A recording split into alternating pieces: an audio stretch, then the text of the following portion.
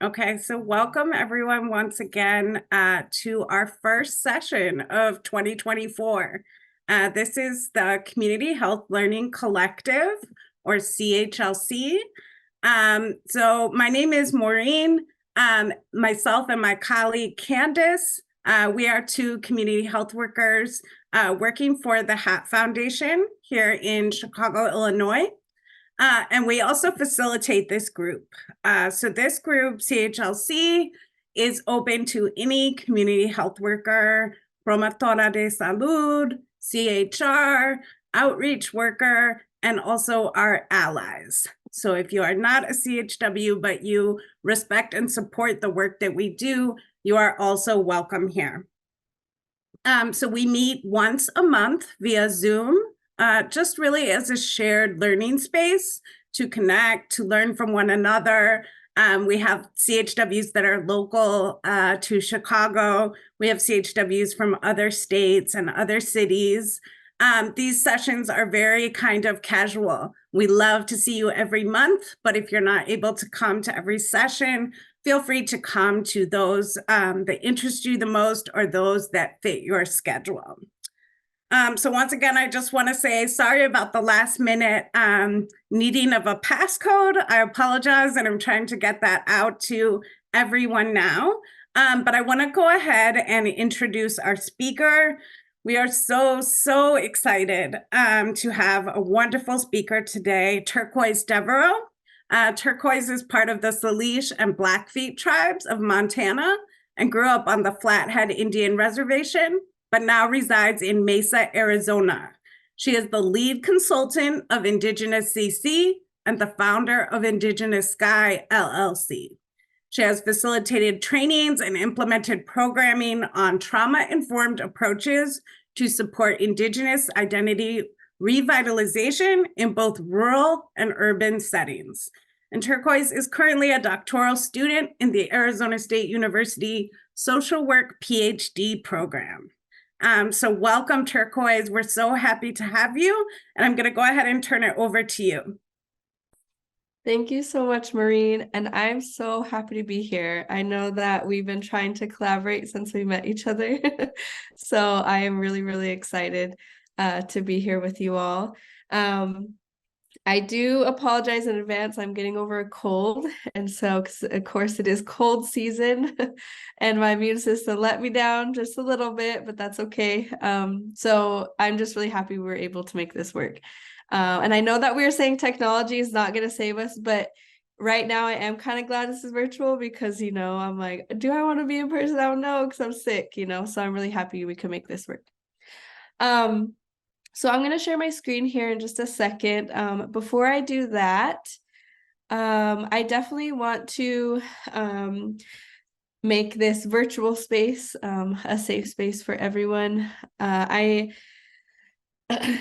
content that I'm going to be covering today is a lot of content, hundreds of years of history, but it's also very heavy content. And so I do want to do a disclaimer and make our well-being and our health a priority in this virtual space by really I guess centering your ability to remove yourself if necessary. So if you want to mentally check out, or if you want to mute me, or if you need to physically leave the room that you're in, that is totally okay. And I know this is being recorded too, so if you feel the need to jump off, you can always watch the recording later when you feel up to it. So please take care of yourself. I know in this work that we do and we're serving others, even as allies, we have to be the best version of ourselves. We'll try to be the best version of ourselves. And so that is so important. So please do that. And there will be some time for questions, to answer questions and debrief and have any comments. So, but as we go through the presentation, please feel free to use the chat. If you have, like I say, you want to take the healthy risk and reflect in the chat, that's totally okay. Or to answer any of the questions that I ask. I know being virtual, that is one thing. It's really hard to be as engaging and interactive. So I really like to use the chat in that way. I know that we're all here in with the same intent to learn, right? And so please feel free to use the chat. And so, yeah, so let's go ahead and get started. I'm going to go ahead and share my screen.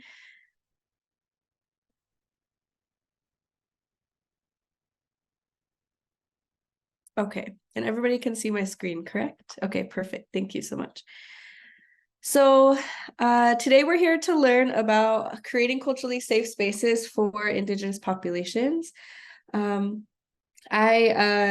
As Maureen mentioned, my official introduction of my background, I've been facilitating this work on cultural safety and sharing knowledge for about 8 years now.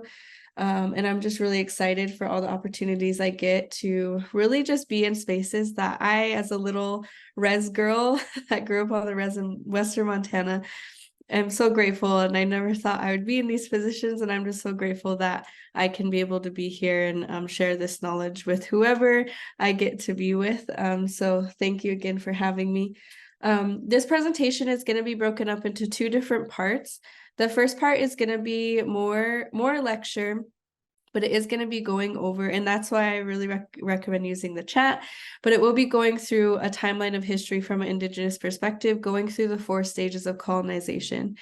And then the second part is going to be more how do we talk about Indigenous identity and creating culturally safe spaces, and also what do these impacts look like in our communities today. And the reason why I keep the word Indigenous versus just American Indian or Alaskan Native is because Indigenous populations experience similar things that all around the world that American Indians experience here in the United States. And also Indigenous people who are here in the United States who don't identify as American Indian experience a lot of these similar things as well. So a lot of this knowledge is adaptable for many populations of color and Indigenous populations from all around the world. If you're new, please put your name in the chat and where you're at and your position or organization you work for. It's always awesome to see who's all listening in from all around the country, which is so cool.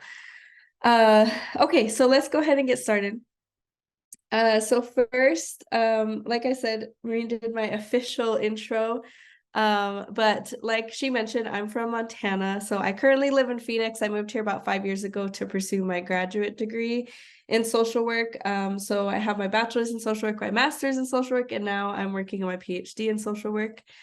But yes, I grew up in a tiny, tiny town in Western Montana. Please put in the chat if you're, well, I mean, I guess if you're in Montana or if you have been to Montana, and if specifically if you've ever been to near or by Glacier National Park, because that's actually my ancestral homelands. And I like to believe, I know I'm a little biased, but I believe it's one of the most beautiful places in the world. And if you ever get a chance, don't go now because the snow is literally like they get like 18-foot snow drifts. So don't go now, but go during the summertime because it is ideal. So yes, I grew up in a tiny town. So if you look at this map here of Montana, I grew up on mostly on this reservation here, which is the Flathead Indian Reservation. And then I also partially grew up on the Blackfeet Reservation. So the Flathead Reservation has Salish, Kootenai, and Pend Oreille tribes on one reservation. So we're a confederacy. And then the Blackfeet tribe has the Blackfeet tribe on that reservation. And so Glacier National Park is right between there. And actually the Blackfeet tribe owns part of Glacier National Park. That's why I say it is my ancestral homeland. And so, yes, like I mentioned, I grew up here in a tiny town called Dixon, Montana. Now, if anyone on here has been to Dixon, oh my gosh, I would be in love and just so happy because it's like literally 4 blocks. If you blink, like it's gone. And there's only, we say 200 people counting the res dogs. Like that's how small it is. But if you do go to Montana during the summer, Dixon melons, where it's like cantaloupes and white watermelons, they get sold all throughout Montana and parts of Washington now, I think, too. And they are the best cantaloupe you will ever have in your life. And it comes from the tiny town that I grew up in. So highly recommend that if you ever make it during the summer. Oh, yay, I see some people have been to Glacier National Park. That's awesome. Oh my gosh, someone's been to Flathead and Blackfeet. That is so cool. Um, so yeah, so anyways, that's where I come from. And I like to keep this picture here on the top because that's actually the picture of my ancestors, the Salish people, where the University of Montana is now, where I got my undergraduate degree. And so wherever you're at, you are on Indigenous land. So I want to recognize currently that I'm on the Tohono O'odham Peeposh people land here in Mesa, Arizona. And it's always important to recognize that, to not only give tribute to Indigenous people, to what they contribute to modern day society today, but also for me to give pride and privilege to my ancestors for letting me be here today speaking to you. So, oh yeah, and also this is a really great resource here down at the bottom. If you text this number, you text this number any like city or town that you're in. I think it might work in Canada too, but I know it works in the United States. They'll actually text you back with the original tribes that were there. So if you're interested in creating a land acknowledgement for your organization that you work for, or even if you're traveling and you're interested in, giving some tribute to the ancestors that were there before, feel free to use that number. And it has changed a couple times, but if this, I know, I'm pretty sure this is the right one, but if you ever try to do it and it's like, oh, this isn't right, just Google land acknowledgement number and the right one will come up. So it's a really awesome resource. So anyway, so I was raised by my grandparents. So if you look at this little picture here of little baby turquoise, and that's my grandma and grandpa, my mom's parents. They were the ones who raised me since I was very small, due to both of my parents' struggles with addiction. And my father, so I'm the granddaughter and daughter of boarding school survivors. So if you don't know what boarding schools are, we will talk about them a little bit later. But my grandmother in this photo attended boarding schools when she was younger, and my father attended boarding schools for the majority of his lifetime. When he was in school from age 8 to 18. And my father still to this day struggles emotionally speaking Blackfeet. He gets very emotional and cries hearing it or speaking it because of his trauma that he endured in boarding school. And that's actually one of the reasons why I don't speak my Indigenous language fluently, is because of my parents' experiences and my grandparents' experiences. And so that's just a couple ways that I'm impacted by this content that we're going to be going through. However, throughout the presentation, I will be using some of my personal experiences throughout, so you can get a better understanding of, and of course, I only speak on behalf of my experiences and the places that I come from, but to give you a better understanding of how these things continue to impact us today. Okay. So like I mentioned, this first part of the presentation is going to be broken up into 4 different stages, and these are the stages of colonization. So colonization has been inflicted upon Indigenous people for a very, very long time all around the world. So there are Indigenous people all around the world that have experienced these same 4 stages, and this is backed by research. And also in the late 1800s, over 80% of the world was colonized. So what that means is that, again, Indigenous people all around the world have experienced these same things and continue to experience the effects of colonization now in modern day society. And so we're going to go through these 4 stages. And also, I do want to mention too that colonization, as we go, and you'll see a slide come up to kind of differentiate the 4 stages, but the 4 stages are exploration, invasion, occupation, and assimilation. And so throughout those 4 stages, you'll see how I've broken up in history from an Indigenous perspective. So this is usually the history that we don't learn in a westernized, colonized education system, because it is very intentional when we talk about systemic racism, systemic oppression, that the westernized, colonized education system does not include this Indigenous truth or Indigenous history or Indigenous perspective. And so sometimes when we learn how to serve these communities, we really, as the individual or as the service provider or as the the community health worker have to make the extra effort to translate a lot of these services to the communities that we serve. That is very, very common. And it takes us that extra, as you all mostly know, if you work with communities of color, marginalized communities, it takes that extra, it's almost like an extra leap you have to take on top of just learning content and learning approaches and services, right? Or even interventions and methodologies. And so I hope that today we can learn together on how I hope to translate some of that for you, because I see myself as like an ancestor in training, right? And I see like how that really is going to impact future generations. And I want to be that translator for some individuals who are struggling with how to translate what we learn versus what we actually do in our positions. And so I hope that I can be that for you all today. Again, if you have any questions, please put them in the chat. And also, if you have any reflections, please put them in the chat. Oh, one more thing. My ask of you during this first part of the presentation is that you practice critical thinking skills. And what that looks like is you practicing self-awareness of how this information is making you feel, right? Because there most likely is going to be an emotional reaction coming from this hard information to hear, but also why we don't learn this information in the first place. And so not only understanding that, okay, I'm feeling this emotion, but also understanding why are you feeling that emotion? So practicing self-reflection. And then after that, what are you going to do with that emotion when you leave here today? And that's the process of really critically thinking of the information that you're receiving, which we should all be doing on a day-to-day consistent basis. And I tell you, I do practice what I preach, and I try to do that every day, but it is difficult. So I know it's a whole process that sometimes we have to learn how to do on our own. Okay, so first we're going to start in the Indigenous era. This is actually before European contact. This map here is what the United States looked like before, like I mentioned, before European contact. A lot of historians have many different numbers, but they say approximately 45 million people inhabited this land before Europeans landed here.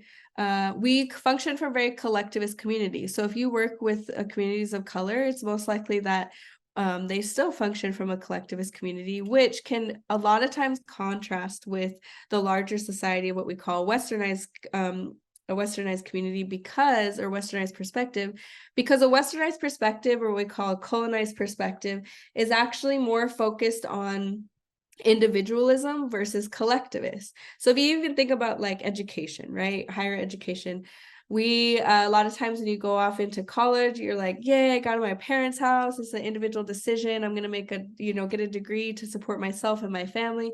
And that's a very individualistic viewpoint, right? And there's nothing wrong with that. But when you contrast this collectivist viewpoint, which usually is excluded from any westernized colonized system, then it's really about collectivist healing and collectivist resources, right? Collectivist living. And so not only do we experience things together, but we heal together. And so when I work with, most of my direct practice and social work has been with Native students in higher education or in high school going into college. And a lot of Native students choose helping professions to then use their degree to then serve their community. So that's a very good example of that collectivist way of functioning. When they were making that individual decision, they actually had the betterment or the health of their family and their community as a priority in that individual decision-making process. So I'm a perfect example of that, as I've dedicated my entire education and my career to my community. And so you see how that that can be different from an individualistic worldview. And it's important to understand where you kind of lie on that, because it's kind of like a scale of collectivist versus individualistic, because then you build your self-awareness as to why you might make the decisions you make and why you might be triggered by others who don't make the same decisions as you, which sometimes when we work in communities that are different than us, or even we work in, we're trying to navigate a westernized system and it's really difficult, that's probably why, because your worldview is very different. So at this time, we're very non-materialistic, very self-sustainable. We had our own education systems, indigenous foods, languages. Currently, there's 574 federally recognized tribes in the United States. That's not counting state recognized or tribes who don't have any federal recognition at all. So there's still hundreds of indigenous languages spoken in the United States. And westernized society tends to generalize American Indians or Alaska Natives in one group and category of we all experience the same thing, which yes, we might come from similar worldviews and similar ways of navigating the world. However, every single tribe is different. So we're very, very diverse. Even moving here to the Southwest from Montana, and I moved here alone and I didn't know anyone. And I kind of just jumped in, but I had to practice a lot of the cross-cultural skills that I teach. I had to practice a lot of those myself because I was in a whole new area where it's the tribes that do things very different than where I come from. And so you see how very diverse we are. And it's actually better. It actually causes more harm if you generalize us versus understanding that diversity. But we were thriving for thousands of years before European contact. So as we go into the first stage of colonization, which is exploration, of course, as we learn about in westernized education about Columbus, who actually did not set foot on what is the United States today. He actually landed in the Caribbean. And there's a man by the name of Bartolome de las Casas who wrote, he actually wrote a book that you can read of his honest journals because he was a part of Columbus's crew. And he talked about the mass genocide that Columbus and his crew committed to the indigenous people of the Caribbean. And since then, there are some indigenous people who don't exist, but there's some that have very low numbers in the Caribbean now and have been since replaced with slave populations at that time from places in Africa and also places in Europe who already had slaves. And so, but Bartolome de las Casas, which I learned this from one of a participant in a training I did for the Kalispel tribe in Washington, is that after he returned to Spain, he actually fought for indigenous people's rights for the rest of his life, which is really awesome. He was an ally in that area. So in the 1620s was when the Plymouth colonists actually landed in the United States. So this is depicted in things like Pocahontas, which I know on Instagram lately I've been seeing posts about the truth telling of what Pocahontas, the really true story of Pocahontas. And if you have been following the crisis that's been happening in our community since European contact, which is missing and murdered Indigenous women and girls or missing and murdered Indigenous people, Pocahontas was actually one of the first cases of that because she was stolen from her community at 12. And I believe the last post that I saw, she didn't even make it to age 21. And so she was forced to be with the Europeans who came to the United States. And so again, missing and murdered Indigenous women and girls and missing and murdered Indigenous people is actually a result of colonization and has been happening in our communities since European contact. So when we think about this time, right, we say, oh my gosh, this was so long ago. Why do we keep talking about it? Why do we bring it up? And a lot of people don't understand the connections, the direct connections that are made from such a long time ago. But MMIWG, or Missing and Murdered Indigenous Women and Girls, is a perfect example of how these things continue to impact our communities. And also things like there were things that were introduced to Indigenous communities at this time, like alcohol and guns, and sugar. So we had the highest rate of diabetes as a race in our nation, and we did not have diabetes before European contact. So that is a direct result of colonization as well. And also I use myself as an example because I am lactose intolerant. Sometimes I pretend I'm not, but I am. And that's because we actually didn't have cows until European contact. And so I still have the same genetic makeup as my ancestors at this time because I still don't have the enzymes in my body to break down lactose. And so you see, even when I'm eating every single day, I am impacted by these things that will that impact not only my body, but my mental and emotional health. Oh, and I saw in the chat. So the journal that you can read is actually by Bartolome de las Casas. I can't remember, his name is here at the top. I can't remember the official name of the journal. But if you search his name, I'm sure you will find it. It's a book. Yeah. Oh, and I do want to mention a couple of things before we move on. As we know, a lot of cities and states have changed Columbus Day to Indigenous Peoples Day, which is such a huge win for not only Indigenous communities to celebrate who we are and honor our culture and our contributions to modern day society, and that we're still here, right? And to practice truth telling of history and not celebrate Christopher Columbus, who had really not much to do with the United States. But also, it's a great way for allies to understand more Indigenous things and how we are living today and thriving. And then also Thanksgiving. It's not that we don't celebrate Thanksgiving, because me growing up, my grandma loved Thanksgiving because not only was my grandma an amazing cook, and I'm now like tapping into that era in my life, which I'm so grateful for, but she loved our family coming together, and me and my cousins still every year try to meet up to play games and see each other if I make it home. But my grandma didn't have the privilege of learning true history of how Thanksgiving actually became a holiday. And back in the day when it did become a holiday, it was because the military was actually meeting with tribes, and what they would do is massacre them, and they started calling it Thanksgiving. And so a lot of people consider it a celebration of genocide. And again, that doesn't mean you can't celebrate it, but it's really reclaiming the holiday of saying that's not what we're celebrating. And for me and my family is more, like, but not only just reclaiming it, but if you're an ally, having that conversation at your dinner table and saying, has anyone ever read about the true story of how Thanksgiving became a holiday? Because having those hard, intimate conversations is really where the test of being an ally is, right? And so even bring that up maybe next year during Thanksgiving. Or if you did this year, that's really awesome.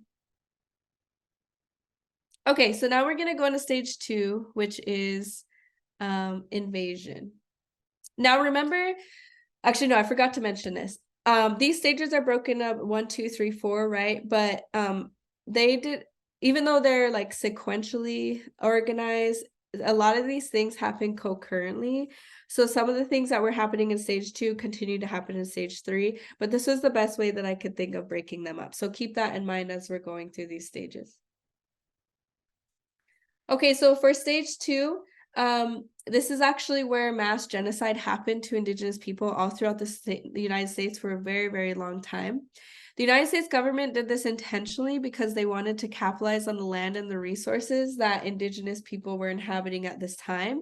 And honestly, this continues to happen. Capitalization of land and resources continues to happen today. And so they did this many different ways. The first was biological warfare, which many times we learn about smallpox, but there was a man of the name General Jeffrey Amherst who deliberately infected blankets with smallpox and delivered them to different tribes to do nothing but try to eradicate the population. Massacres happened for hundreds of years all around the United States, and all of them are government issued. And the last government issued massacre that happened was in 1890, and that was the Wounded Knee Massacre. With my lineage alone, I am actually connected to the Baker Massacre, the Sand Creek Massacre, and the Wounded Knee Massacre. So if my ancestors hadn't survived those, I wouldn't be here today. And also, there's a really good book called There by Tommy Orange. I'll actually put it in the chat. And this book is amazing. If you've already read it, it is just incredible. It's a lot about identity. It's like short stories. And then also, it's based in Oakland, California, but in the original and intro in the book, he actually talks about the Sand Creek Massacre. And it's hard to hear, but again, these are real things that happened to our ancestors and how those things were even celebrated, how they celebrated killing Indigenous people. If you like Audible books, he reads it to you on Audible, which that's how I read it or listened to it. So highly recommend it. And then another way that they eradicated the population was eradicating Indigenous foods. And so if you look at this picture down here, this is a picture of bison skulls. So what we call the Plains tribes, where I come from, we were very self-sustainable off the bison for thousands of years, right? And we had a very deep, fruitful and reciprocal connection and relationship with the bison. And so what the United States government did, and this is also the time that they were building the railroads, was they eradicated almost 98% of the bison that were in the northern part of the United States to do nothing but take that main food source away from tribes who were primarily relied on the bison to survive, but also to have power then over those tribes. And during that time too, and if you ever go to the Blackfeet Reservation just outside of Browning, which is like the biggest what we call city, it's like a town on a Blackfeet Reservation, there's a place called Ghost Ridge, and you can go and you read the stories, and they talked about how there was just piles and piles of dead bodies in this field because so many people were starving to get to death, and they called it starvation winter. And they had multiple starvation winters because of and it was a direct result of the eradication of the bison. In other parts of the United States government built dams so that entire indigenous communities would be flooded, or they wouldn't get enough water to then continue to grow their indigenous foods. And also, please put in the chat if you know or if you have had before commodities, that delicious golden brick of cheese. My favorite snack is the cheese and saltine crackers. Me and my grandma used to eat that all the time. And it's so funny because I think about it now, and my grandma's just such a giving person. Like, she loved animals, but we had a couple animals like in our household, but she loved taking care of like the res dogs and everything.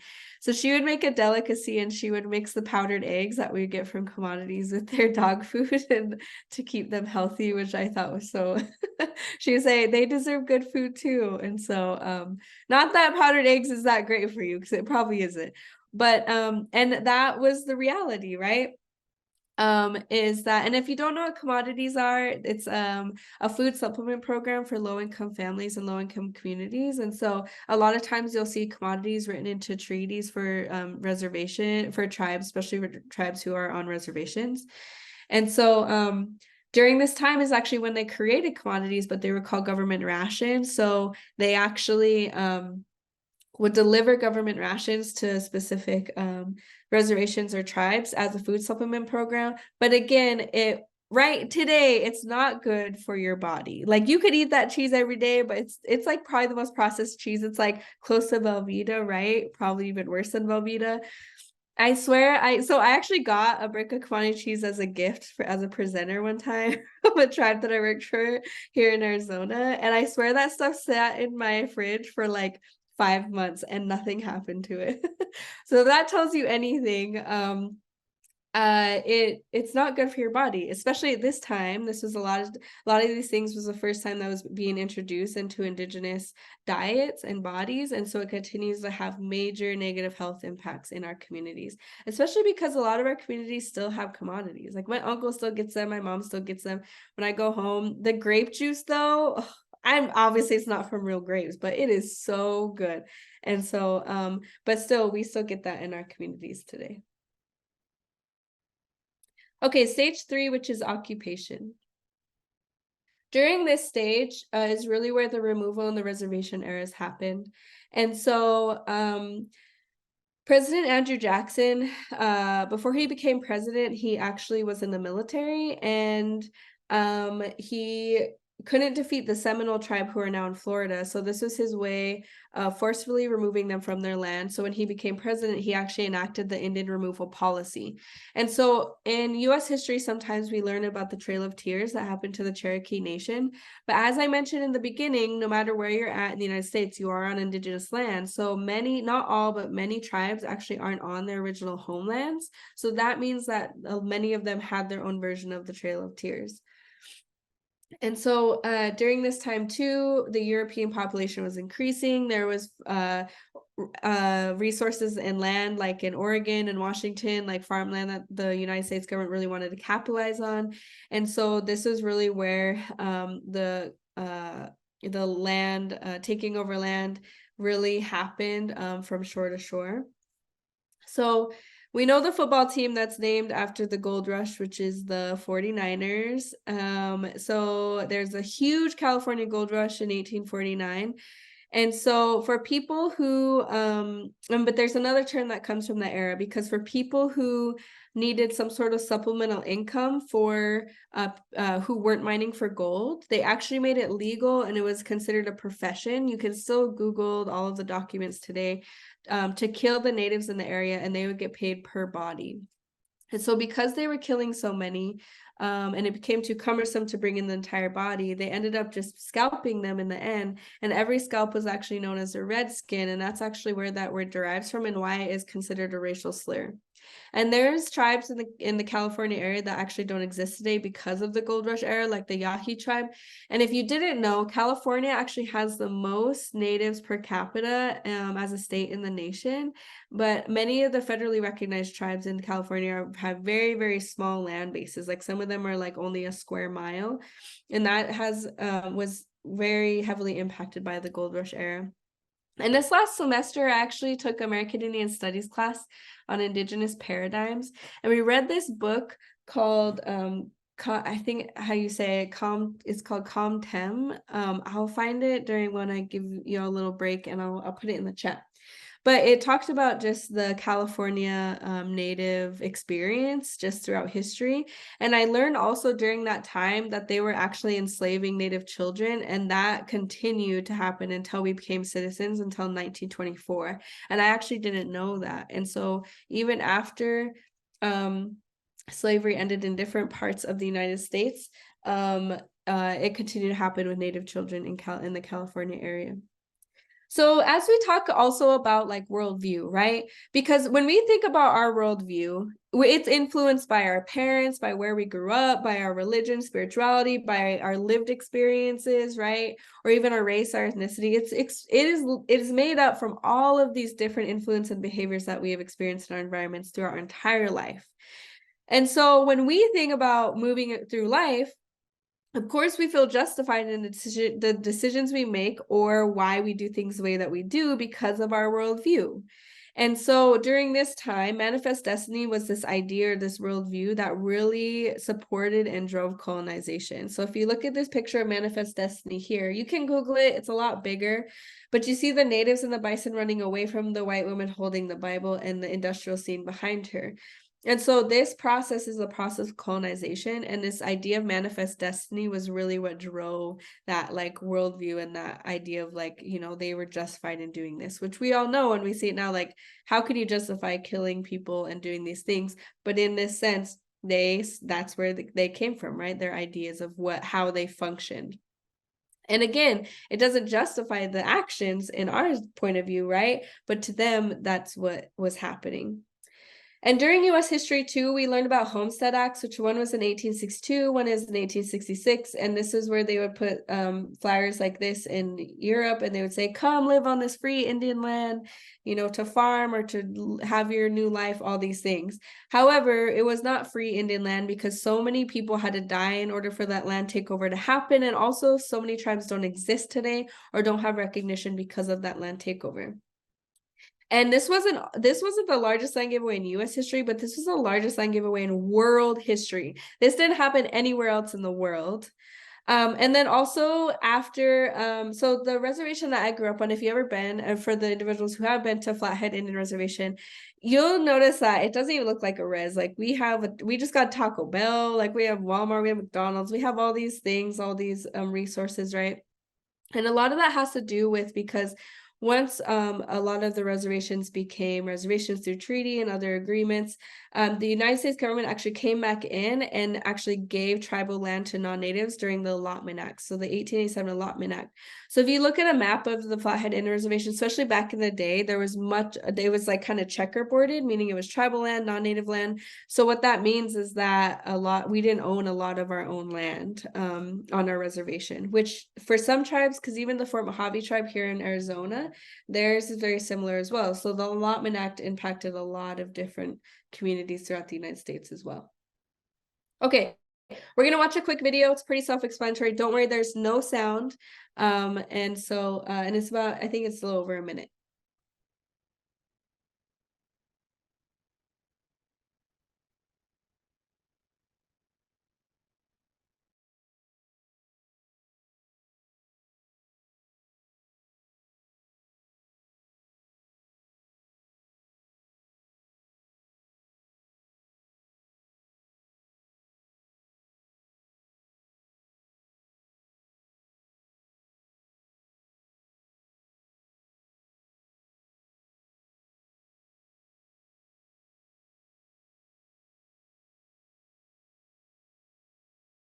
Is there sound? I don't hear anything. No, there's no sound. Okay.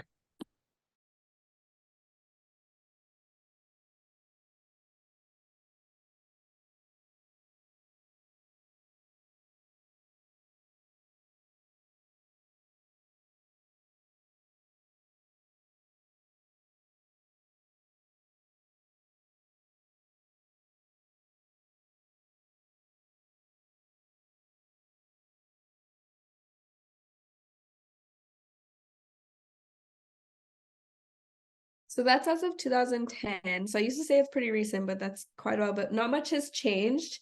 I think I just shared on my Instagram, I saw a post that shared like all of the land, because like land back is such a huge initiative for Indigenous people, and you can see why. But it shared all the land backs that has happened through in 2023, which is really cool to see that. I even know like in Minnesota, I think it's in St. Paul, or no, Minneapolis. I can't remember which one. They gave 2 city blocks. Well, they didn't give because the tribe was like, we want to buy it, right? So they actually paid $2 for 2 city blocks for the Sioux tribe in, I can't remember if it's Upper Sioux or Lower Sioux tribe in Minnesota, which is really cool. And yeah, so we never ever see the United States being made that way. And also you can find this video on YouTube, just search the invasion of America, you'll find it. And this website is an amazing resource. But again, we never see the United States being made that way, ever. And and remember, during that land takeover, so many people had to be killed for that land takeover to happen, and so many tribes don't exist today because of that land takeover. And that's why when you hear about the initiatives of land back, it's so important to to be an ally in that initiative because of what's happened in the past. Okay, now we're in the last stage, and I'll give you all a few minutes to take a little reflection, breather break, bathroom break, and then we'll get on to the second part. So last stage is assimilation. Now, one of the biggest forms of intentional assimilation is the boarding school era. Like I mentioned, I'm directly impacted by this era. And we really never learn about this. Even as Indigenous Native people, me being directly impacted by this era, I never learned about it as a child. I only learned about it when I got into college and I started doing this presentation. And so what was happening is in 1860 was already around that time was on reservation mission schools or boarding schools. So churches already had schools for Native children to educate them or quote unquote civilize them, right? And so the United States government caught this and said, we're gonna use this as an assimilation tactic, because that's pretty much already what was happening. And so they started funding these churches. And so on some reservations where they did have a mission school, boarding school, sometimes the children would go during the week, and they would sometimes go home during the weekend, or they would just stay there all week. But the families would miss their children so much that they would actually move their camp right outside the boarding school or mission school. So if you look at this picture here at the top, this is a picture that depicts that, and the mission that's in the background is actually the mission in St. Ignatius, Montana, on the reservation that I grew up in, and that's actually the mission that my grandmother who raised me, that's the mission that she attended. But because these schools were still on the reservation, in their environment, the children were still around their families, as some of them were. The United States government was saying this assimilation process and this cultural genocide process isn't happening fast enough. And so what they ended up doing was making off-reservation boarding schools. And the first off-reservation boarding school was Carlisle Indian School, which is in Carlisle, Pennsylvania. And the school's motto was kill the Indian and save the man. But really the initiative of the boarding school era was kill the Indian and save the man. And so this is a famous picture from Carlisle Indian School. And there was actually a policy in 1880, the boarding school policy, where children were mandated to attend these schools. And sometimes they would hold back resources such as government rations or commodities, or even shelter from families if they didn't send their kids to these boarding schools. And also we got to remember the perspective of our caregivers and our ancestors at this time, because they had been experiencing so much hardship just being Native, that they thought that this was an opportunity for their children to really understand this new world and possibly not have as much hardship, right? And also, our communities at this point were so impoverished that even sometimes getting 3 meals a day was a struggle. And so they would get that in these boarding schools as well. One of the largest ones too in Phoenix is actually the Phoenix Indian School. That was actually one of the largest off-reservation boarding schools as well, which is still here in Phoenix today on Indian School Road. Um, and so during this, the whole point of this assimilation tactic was to commit cultural genocide, which is deliberately, eradicating the language or the religion or spirituality of a specific ethnic group. And so that's what they were doing. So some of these children who went there, their hair would be cut. Actually, all the children, the hair would be cut. The clothes that they would come in would either be burned or sent back home. They would bathe them in bleach because they thought they were dirty. And also they would deliberately separate siblings and cousins and family because they didn't want them speaking their language or even being close to each other and having that connection. And so and again, because they would get beat for speaking their language. For instance, my father, right, he spoke Blackfeet before he spoke English, but still to this day he struggles with that trauma, and that's the reason why I don't speak my language. And similar with my grandma, her speaking Salish, that was just not an option when she was growing up in boarding school. And so these children that attend these boarding school, majority of them were severely abused, physically, mentally, sexually, emotionally, psychologically, because they were literally told who you are as a Native person is not right, and you need to completely get rid of that. And so and so on record as of today, and I don't think this number is that accurate because of what's happening in Canada. Like I said, Indigenous populations all around the world have experienced the same process. So even places like Australia and different, where there was Indigenous people, they had their own version of boarding schools, or what they called informatory schools and things like that, right?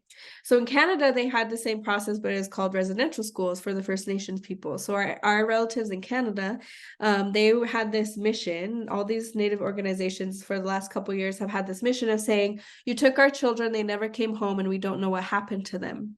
And so what ended up happening was they started digging up the old foundations of the residential schools, or actually just burning them down because they were saying, we want justice, right?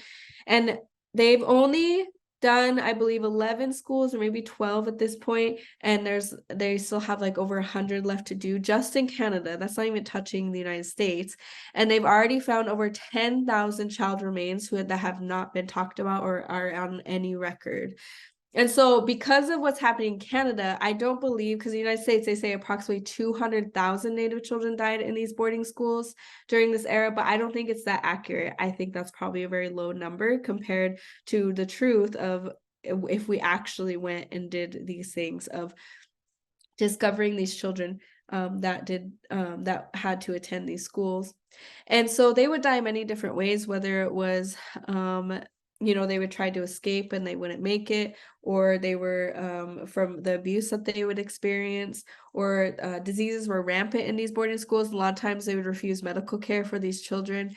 And also they institutionalized Native children so much that actually they had the older Native children that were in the schools doing some of the things to the younger Native children. And so if you could imagine how much of an impact this would have on a child, let alone expecting these individuals to grow up and be successful adults, right? When we think about trauma, and also like even identity, thinking about being told who you are that you can't get rid of is so horrible. The shame and guilt that you would feel and the low self-esteem that you would have about yourself as you've gotten older has detrimental impacts on how you're able to navigate life, and also provide healthy environments for future generations, right? For your own children or even individuals in your community, because these survivors, our aunties, our uncles, our grandparents, our parents, right? We're not too far removed from this. And a lot of people think this was so long ago, but again, right? This is a very very real and very, obviously close to my heart, because again, I didn't learn anything about boarding schools. And when I did, the grandparents who raised me was not my dad's parents, right? My dad's parents actually passed away before I was born. But my grandma would always say, your dad went to boarding school, and she would rarely talk about her boarding school experiences. But I never knew what that meant when my grandma would tell me that, because I never learned about them. I never knew what he was experiencing. And I know that has a lot to do with not only the trauma from his parents, but also him attending boarding school, says a lot about him being in and out of my life, and also him and his addiction.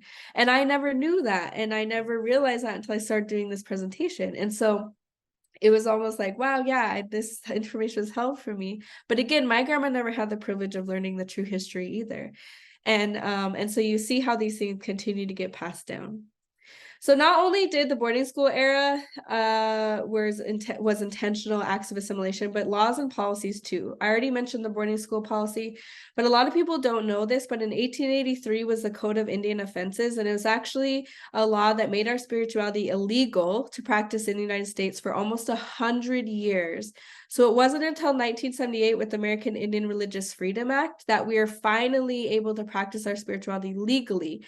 So if you can imagine, because many of my ancestors went to jail or did prison for life for practicing their spirituality, or even sometimes just speaking their language. Like the massacre that I mentioned before, the 1890 Wounded Knee Massacre, which happened right after this, was the last government issue massacre, and they were caught ghost dancing and they were massacred.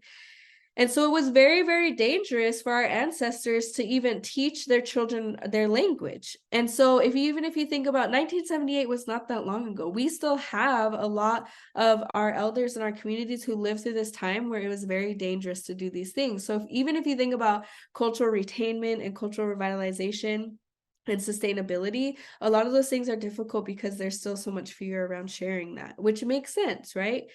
And also, if you think about all of the hardship that our communities were experiencing during this time, we couldn't even heal from these things in the ways that we'd been healing for thousands of years because it was illegal. And so if you think about that too, right?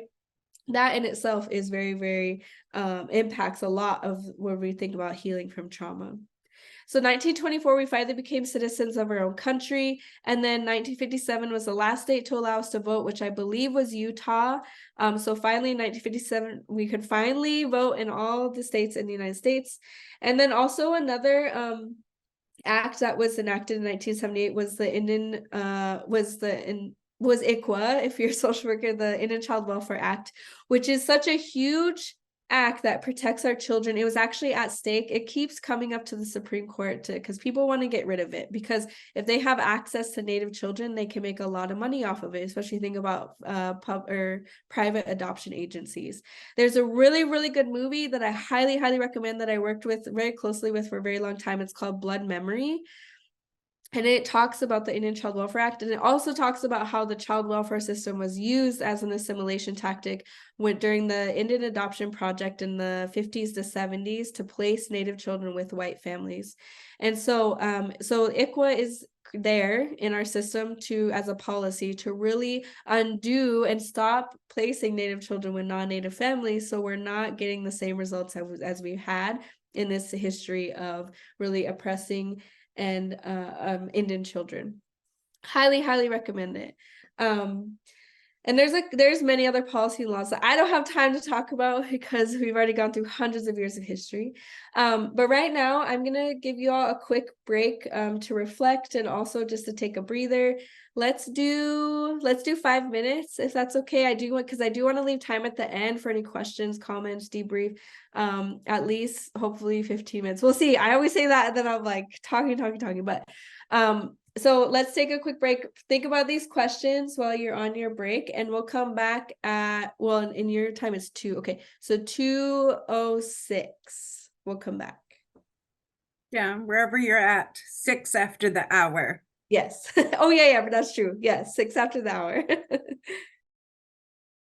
Okay, welcome everyone. Welcome back, I should say.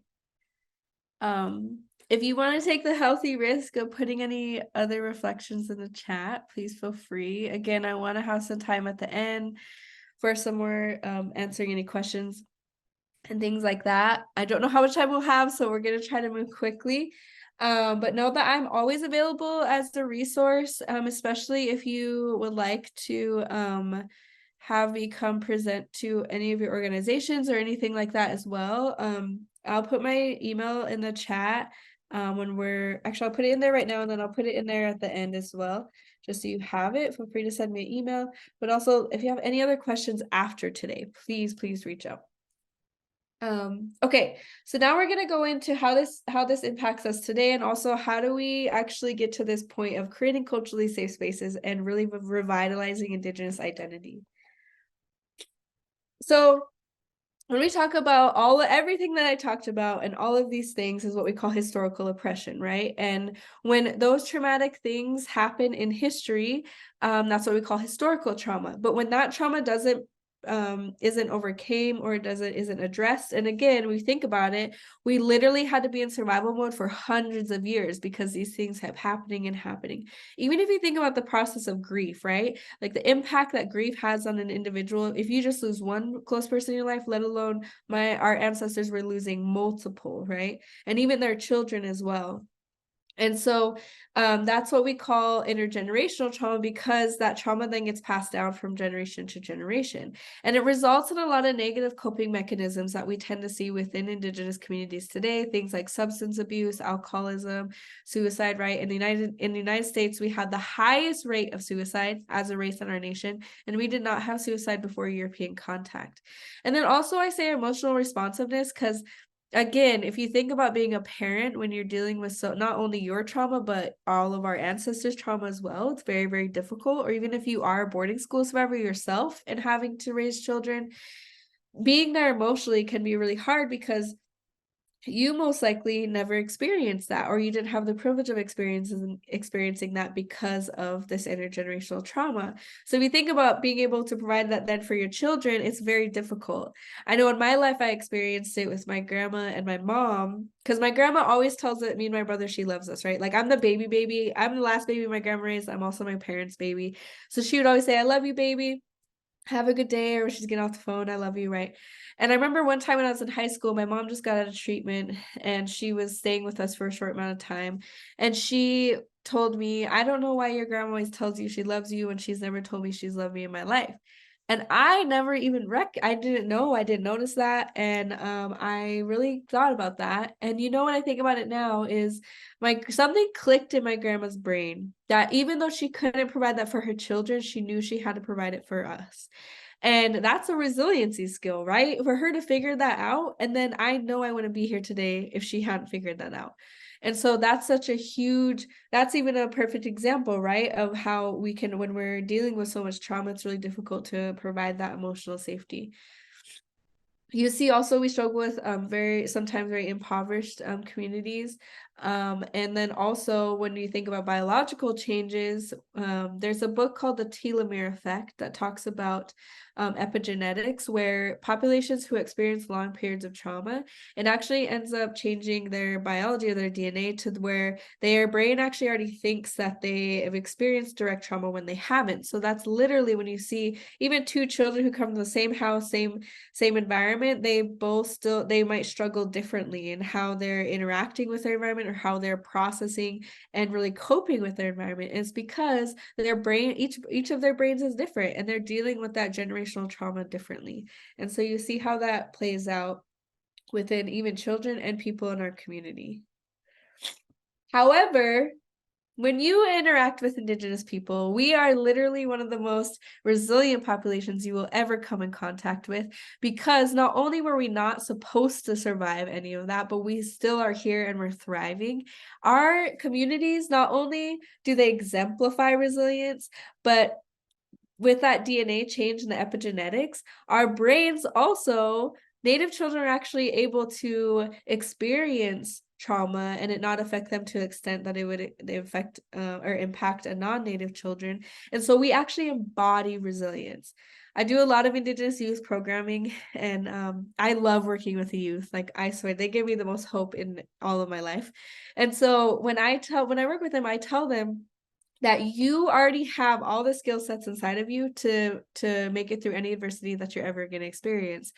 And we talk about trauma a lot because, yes, trauma gets passed down from generation to generation. However, resiliency also gets passed down. And that's one of the most amazing ancestral gifts that we can get, and that we do get, right?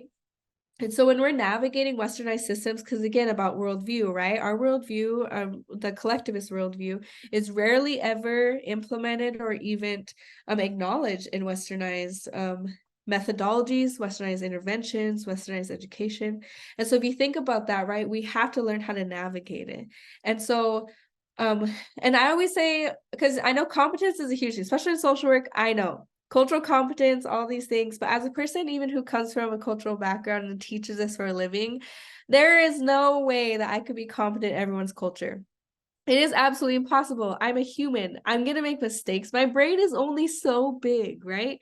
And so what I always like to teach then is, or share knowledge on, is cultural humility, because this really is the process of saying, you know, I am human and I'm probably going to make a mistake, because the fear of making a mistake is what's holding you back from being in the places and the positions and environments that are going to cause the most change, right?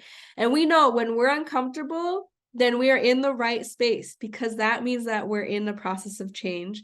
And so, you know, really understanding to be there and be like, yes, I probably will make a mistake, but I want to create the safe environment for you where you feel safe enough to tell me when I'm making a mistake. And also I genuinely care, and I'm going to put in the extra effort to learn more so that I will alleviate that mistake in the future, right? It's really about being a lifelong learner, not only as an ally, but just in general. I feel like that's something that I really try to practice. But again, because I want to understand. And let me tell you what, I make mistakes all the time, even with other natives. Like with Indigenous youth, I've made mistakes and I've had to be like, I'm so sorry. And I am learning from this, and I am not going to make that mistake in the future, right? It's all about humility and having that understanding of we can only know so much as humans. Also, when we're talking about this idea of identity, right? Research shows if you support Indigenous identity, we are actually going to be the most successful ever in any system or really any situation. So when we talk about identity in particular, while you're taking this historical impact into account, we lie on what we call this cultural spectrum of identity, which means that because of this historical impact, which was not our fault, right? Some of us might speak our language, some of us might not. Some of us might live on the reservation, some of us might grow up in the city or a border, what we call a border town. Some of us might have been adopted out, or even, you know, experience trauma through boarding school and never return to our community. Or some of us might go to powwow, some of us might not, right? We have all these different experiences and how we truly identify as Indigenous people. And so we lie on this cultural spectrum, but no matter where we lie on that cultural spectrum, we still deserve unconditional support for our identity, because that is a success factor and mechanism, or a factor mechanism for future success for Indigenous people. And so when you're in those spaces, and again, because we don't learn this history in our education system, then we have to do the work on our own, right? But understanding that historical impact is going to create these culturally safe spaces, because a culturally safe space is an environment where there's no assault, challenge, or denial of someone's identity. So what that means is you're truly listening, truly understanding, you have that shared respect and shared meaning, and knowing that there's no hierarchy of knowledge. Westernized education system tells us as soon as you get that degree or you get that title, you know everything, you can help anyone you want. But that's actually not the case, right? Because if we're thinking that we already know everything, we're never going to learn from the people that we serve. And knowing that that's a reciprocal reaction, right? That you're probably going to learn way more from the communities and the people that you work with than they will ever learn from you. And that is a part of creating culturally safe spaces, right? And really understanding people's identity, say like, yeah, where are you from? Where, you know, where are your parents from? Or like really asking the questions to know. And again, and that's coming in too without these westernized assumptions of, you know, that we learn in westernized education of saying, oh, I learned this in school that all natives do that. Oh, all natives speak their language. Tell me something in your language. And let's say that person doesn't speak their language because of some historical impact. Then you're denying or challenging their identity, and they might not feel safe to receive services from you or even open up and be vulnerable in that space, right? So instead of going in with assumptions, going in with this idea of practicing cultural humility and learning from each individual about their identity so that you really can understand how to not only support them while they're navigating these two worlds, but really just build your self-awareness and empathy, and also some tools for your toolkit of working with Indigenous communities, but really any population of color. These are two tools that I use. I will send out a follow-up email, Maureen, that you can send out to everyone that has a couple of resources and also both of these tools. I do a lot of resiliency skill development with Indigenous youth. And if you're interested in any of that, I do a workshop on like how to do this with not only Indigenous youth, but really Indigenous communities to really empower and activate resiliency skills. Because again, we already have those skills inside of us. So it's just that process of activating it. and the iceberg culture of concept of culture. I do a whole nother second training on this foundational skill set of really what does it mean to truly understand not only your culture, but your worldview and how you impact others because of that, and also what triggers your emotions, right? Because this in particular tells you the emotional load to these specific things. Like down here, it says your concept of self. And again, if you're not creating a culturally safe space and you're challenging or denying someone's identity or concept of self, their emotional reaction to that could be very intense, to where maybe they have a physical reaction, or maybe they completely never come back to you for services, right? And so understanding all these different levels of culture and worldview and how that impacts us as individuals is really, really important to understand. And you can find this on Google. I just Googled this thing, but I hang this in every office, because even when I just work with Native students, I'm like, what is triggering them? Why are they so emotional? Like, what in their deep culture, right underneath the surface, is really what they're struggling with today? Or even what are they triggering in myself, right? Like, why do I feel emotion right now? And so I always hang this in every office that I work in. And it's an amazing also self-awareness exercise that you can do. Make your own cultural iceberg. Highly recommend it. Okay, so that's all I have for you all. We have about 12 minutes. Yay! Okay, a little short, but still there. This is my email. I always like to read this at the end, and it's: every Native born into this world is a victory against colonialism and attempted genocide. You are the resistance, your hope made flesh. Thank you so, so much. I hope that this information will help you in what you do or being an ally. I already mentioned There by Tommy Orange, and there's also Carlisle vs. the Army, which is a really, really good book. Highly recommend it. So I'm gonna go ahead and stop sharing, and then I can answer any questions if you want to put them in the chat, or if you want to unmute, that's totally okay. Oh my Thank gosh. you That was a so wonderful much. presentation. Thank you Oh. so much, Turquoise. That was amazing.